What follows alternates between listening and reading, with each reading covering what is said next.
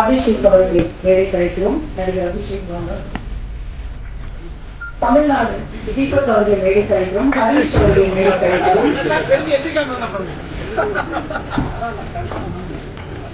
ஹரிஷ் அவர்களை மேடை கழிக்கிறோம்.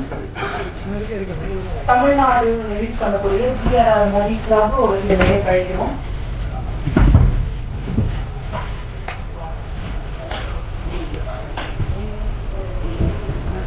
ரைட்டர் பிராங்கிங் அவர்களை மேடை கழிக்கிறோம்.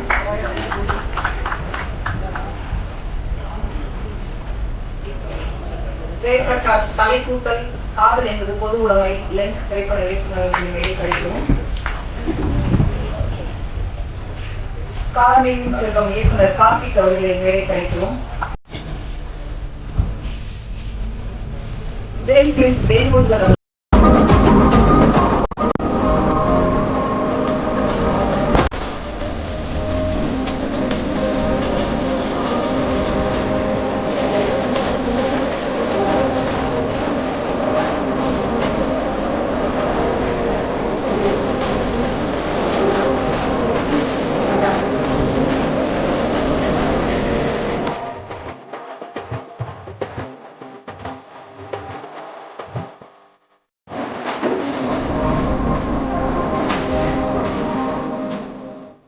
அன்பை வார்த்தைகளால் சொல்வதற்கு பதிலாக உழைப்பை கொட்டி காட்டும் ஒரே ஜீவன் அப்பா.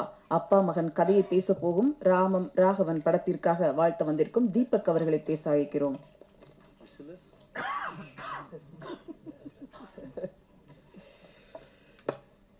இங்கே வருகை தந்திருக்கும் பத்திரிகை அன்பர்கள், அதாவது எல்லா ஃபார்மேட்லேயும் mainstream media, digital media எல்லாருக்கும் வணக்கம். அதே போல் இந்த நிகழ்ச்சிக்கு வருகை தந்திருக்கும் வெல்விஷர்ஸ் மற்றும் இங்கே இருக்கக்கூடிய அற்புதமான இயக்குநர்கள் அனைவருக்கும் வணக்கம் மற்றும் படக்குழுவினர் அனைவருக்கும் வணக்கம். என் குருநாதர் சமுத்திரகனி சார், அவருடைய முதல் அவர் இயக்குன ஒரு சின்னத்திரை சீரியல் தான் நான் நடிக்க ஆரம்பித்தேன். ஸோ அப்போலேருந்து நான் அவரை பார்த்துட்ருக்கேன். ஸோ ஒரு வெற்றி இயக்குனராக சின்னத்திரையில் இருந்தார். அதற்கு பிறகு திரைப்படங்கள் போய் இயக்க ஆரம்பித்தார். ஒரு சில படங்கள் இயக்குனார். அது பேசப்பட்டது, ஆனால் அது வந்து பெருசாக ஒரு வரவேற்பு கிடைக்கல. அதற்கு பிறகு எந்த ஒரு யோசனையும் இல்லாமல் மீண்டும் வந்து சின்னத்திரைக்கு வந்து திருப்பி இயக்குனார். அதுக்கப்புறமா திரும்பவும் இல்லை, எனக்கு பெரிய ஒரு விஷயத்து இருக்குது, நான் அதை நோக்கி போகணுன்னு சொல்லிட்டு அதுக்காக வந்து ஃபேமிலிக்கிட்டலாம் சொல்லிவிட்டு, உனக்கு என்னம்மா பணத்துக்கு எந்த குறைச்சலும் இல்லைம்மா பார்த்துக்கிறோம் அப்படின்னு சொல்லி வீட்டில் வந்து ஒய்ஃப் கிட்ட கூட சொல்லிட்டு திரும்பவும் சினிமாவுக்கு போனார். ஆனால் அந்த முறை ஒரு அசோசியேட் டைரக்டராக போனார். அதுக்கப்புறமா பொறுமையாக ஒரு படமாக இயக்கி அதுக்கப்புறமா வந்து ஒரு பெரிய நடிகராக மாறினார். அப்போவும் வந்து அவர் எங்கேயுமே நிற்கவே இல்லை.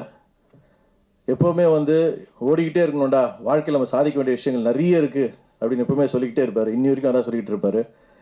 அண்ட் அதையும் தாண்டி நம்ம தம்பி ரமேஷ் சார் சொன்ன மாதிரியும் அவர் எப்பவுமே என்கிட்ட சொல்கிற ஒரு விஷயம் என்னென்னா, குடும்பத்துக்கு வேண்டிய செஞ்சிடணும்டா. ஆனால் அதை தாண்டி நம்ம வந்து வாழ்க்கையில் ரிலாக்ஸ் ஆகிற கட்டத்தில் நம்ம திரும்பி பார்க்கும் போது நம்ம என்ன படைச்சோம், நம்ம என்ன பண்ணியிருக்கோம், என்ன சாதிச்சிருக்கோம், இந்த சொசைட்டிக்காக நம்ம என்ன கொடுத்துருக்கோம் அப்படின்னு நம்ம திரும்பி பார்க்கும் போது நம்ம பேர் சொல்கிற மாதிரி ஒரு 20 படைப்புகளாக அது இருக்கணும் அப்படின்னு அவர் எப்பவுமே சொல்லிக்கிட்டே இருப்பார். அது வந்து ஒரு உண்மையான விஷயம் கூட. ஏன்னா இன்றைக்கி இங்கே இருக்கக்கூடிய இயக்குநர்கள் அதுக்கு பெரிய சாட்சி. அவ்வளோ அழகான படைப்புகளை கொடுத்த இயக்குநர்கள் இன்றைக்கி சனி சாருக்காக வந்திருக்காங்கன்னா அது அவர் மேலே வச்சுருக்கிற அது ஒரு அந்த அளவு கடந்த ஒரு பாசம், மரியாதை மற்றும் அவருக்கு இவங்க கொடுக்குற ஒரு அங்கீகாரம் தான் நான் நினைக்கிறேன். ஸோ அப்படிப்பட்ட அந்த படைப்புகளில் கண்டிப்பாக ராமமும் ராகவமும் கண்டிப்பாக வந்து சேரும்ன்ற நம்பிக்கை எனக்கு இருக்குது.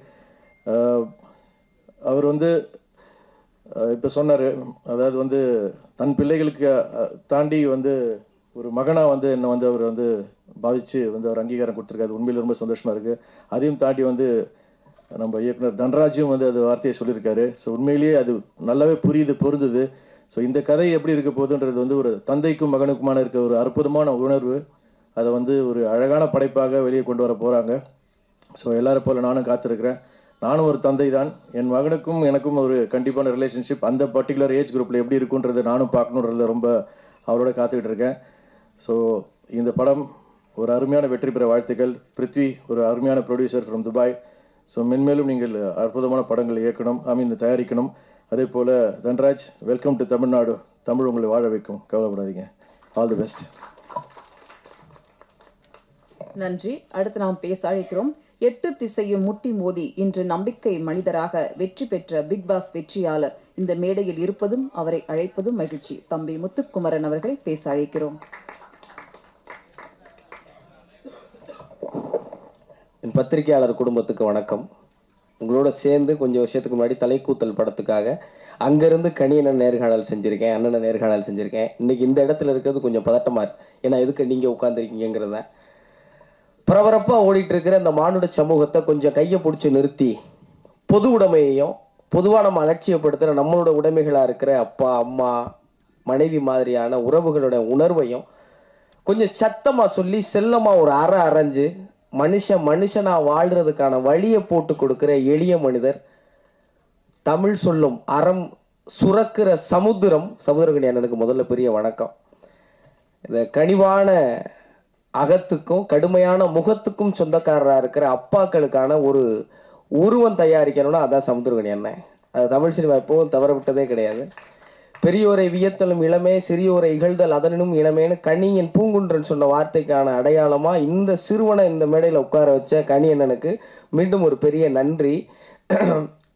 சேகுவாரா சொன்ன ஒன்று சொல்லிட்டு நான் நிறைவு செஞ்சுக்கணும்னு நினைக்கிறேன். சேகுவாரா சொல்லுவார், நான் வீழ்ந்து விட்டால் என்ன, என் துப்பாக்கியை ஏந்தி கொள்ள என் தோழர்கள் தயாராக இருக்கிறார்கள், தோட்டாக்கள் ஒருவரும் தூங்குவதில்லைன்னு சொல்லுவார். அப்படி அவருடைய தோட்டாக்களை ஏந்துவதற்கான, துப்பாக்கி ஏந்துவதற்கான இயக்குநர்களை தொடர்ந்து உருவாக்கிட்டே இருக்கிற இந்த சமுதிரம் என்றும் வற்றாது என்ற பெரிய நம்பிக்கையோடு தமிழ் சினிமா என்றும் வாழும். தமிழ் சினிமா நம்பி வந்த எல்லோரும் நிச்சயம் வாழ்வோம் அப்படிங்கிற நம்பிக்கையை தொடர்ந்து கொடுக்குறவங்க எல்லாருக்கும் நன்றி.